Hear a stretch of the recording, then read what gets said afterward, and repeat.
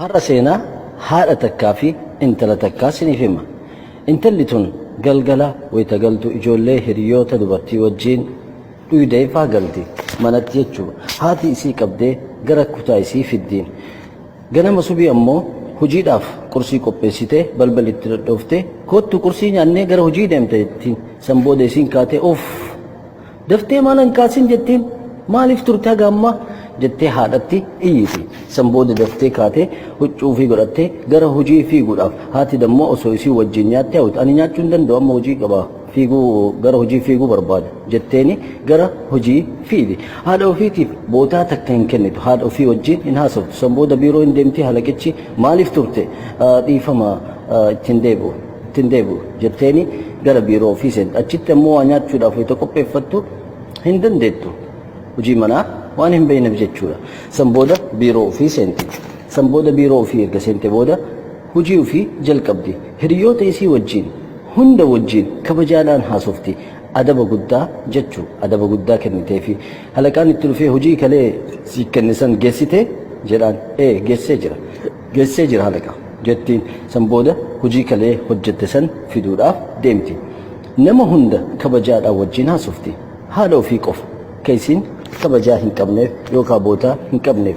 San booda hojii kalee geessite fiddee halaqaa ofiititti kenniti.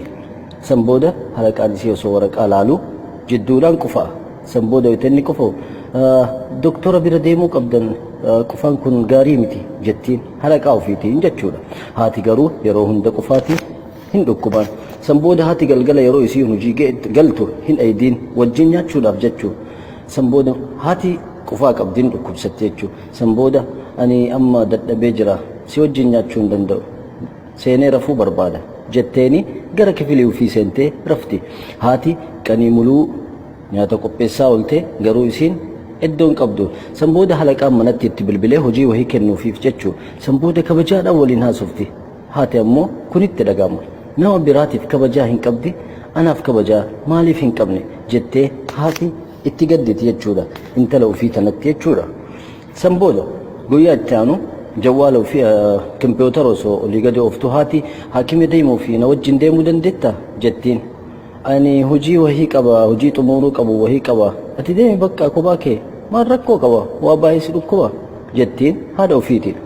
San booda haati isii gara haakimaa mana yookaan mana haakimaa deemti. Garuu haati manaan alallee taatu kompiitara mana keessatti kaameraa galchitee jirti. Alallee jiraattee waan intalli ofii manatti dalaydu jawwaala ofii keessatti agarti jechuudhaan kaameraadhaan jechuudha. Haati isii yeroo maraa isiin akkuma barattetti dhuydee hiriyoota waliin galti. Haati qabdeenii balbala alaatitti gara manaa ol seensifti jechuudha. San booda gaaf tokko milikanni wahii dhufe bilbila irratti yeroo kaameraa bantu haati hattuu wahii ka mana seenu arge.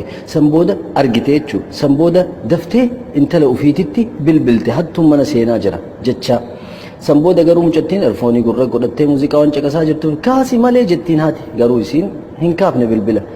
Bilbilliin iyya isiin hin kaafne hattuun mana ol seenee billaa itti qabe. San booda mana keessa fiiguu jalqabde. Mana keessa fiigdee gara kifilii ofii seentee balbala cufattee alaarmii mana keessaa iyyisiifte. Alaarmiin kun yoo iyyuu ollaan rakkoo wahii akka jiru waan beekaniif tuni amma ollaa isiiti gadi baatee maskootiidhaan ilaalte poolisa bilbilte. Hattichi kaameraa argee fiigaa manaa bahe jechuudha. Haati ammas deebitee bilbilte garuu humaa hin dhageenye. San booda daftee gara manaa wayita galuuf taatu makiinaan dhaheeni jechuudha. Haadha isii makiinaan dhaheen jechuudha. San booda poolisoonni lamaan dhufanii hattuun wahii seenee jira miti akkam akka jiru nuuf ibsuu dandeetta laa ani hin beeku akka inni jiru hin beeku. San booda poolisichi kaameraa argee kaameraa mana keessanii fattashuu dandeenya jedhaniin rakkoon qabu. San booda kaameraa manaa banuu jalqabde. San booda wayita ofii isiitii sakkartee gara manaa galtu agarte. San booda wayita haati qursii gootu agarte. San booda wayita haati isii irribaa kaasuuf dhuftu agarte. Kana hunda isiin hin beektu. Haati wayita balbalitti dhadhooftee isiin ani hojii qaayitu jechuu waan argite hagam onneen haadhaa cabxee akka aaraa deemtu hin beektu. Haati qursii qopheessitee yeroo isii eedu isiin garuu osoo haadhaaf bootaa hin kennin jedhanii hojii deemuu barbaada turee jira jettee wayita biraa baatu. Kana hunda agarte jechuudha. Mucattiin tun har'a kaameraan agarte yeroo haati meeshaa dhiitu yeroo qufaatu agarte haati tiyya ifaajee hedduu qabdi jettee hedduu gaabbite jechuudha. Wayita isin alaa turtee dhuftee haati akkamii akka kunuunsuuf taatu isin dammoo harka haadhaa wayita ofirraa darbitu kana hundaa laaltee bootte. Kana hundaa har'aa agarte. Yeroo haati qursii qopheessitee isii eedu sa'a 6tti qursii qopheessitee osuma akkasitteettu halkanaa'ee sa'a 8 ga'a. Garuu isin yeroo galtu haadhaaf bootaa osoo hin kennin gara kutaa ofii yeroo seentu kana hundaa kaameraadhaan agartee bootte jechuudha mucattiin. Har'a wanni hunduu isiif ifa ta'aa jira jechuudha. Kaameraa manaatiin yeroo agartu hin bootte. Hagam akka haadha ofii xiqqeessite beeytee bootte. Yeroo haati isii haadha waliin qursii nyaachuu diddu yookaan iraata nyaachuu diddu haati kophaa ofii teettee yeroo nyaattu agarte jechuudha. Kana hundaa kaameraadhaan agarte jechuudha. Haati kana hundaa intala ofiitiif goote intalli isii garuu bootaa hin kennine haadha ofiitiif.